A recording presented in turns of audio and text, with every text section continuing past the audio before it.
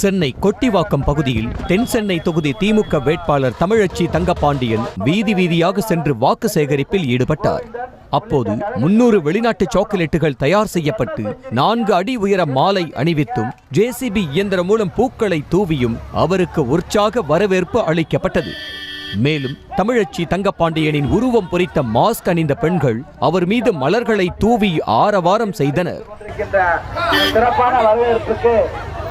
விழுப்புரம் மாவட்டம் வல்லம் ஒன்றிய பகுதிகளில் ஆரணி மக்களவை தொகுதி அதிமுக வேட்பாளர் கஜேந்திரனை ஆதரித்து முன்னாள் அமைச்சர் CV சண்முகம் பிரச்சாரம் செய்தார்.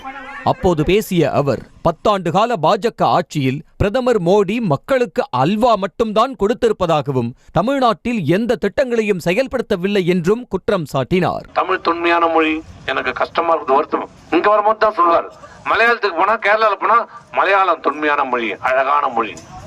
ஆந்திராவுக்கு போனா தெலுங்கு அருமையான மொழி. ஆனா எல்லாருக்கும் என்ன கொடுப்பாரு? மோடி அல்வா தான் கொடுப்பாரு, அல்வா தான் கொடுப்பாரு. எதுவும் 10 பைசா கிடையாது.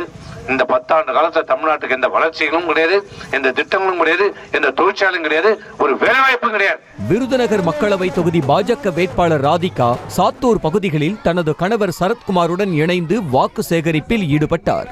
அப்போது பட்டாசு தொழிலையும் தொழிலாளர்களையும் பாதுகாக்க பிரதமர் மோடி நிச்சயம் நடவடிக்கை எடுப்பார் என உறுதி அளித்தார்.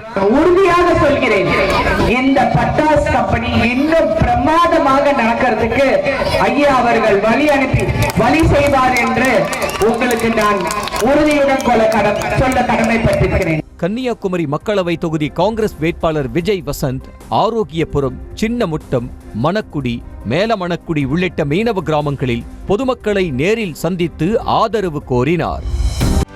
செய்திகளை உடனுக்குடனும் துல்லியமாகவும் தெரிந்து கொள்ள சப்ஸ்கிரைப் பண்ணுங்க.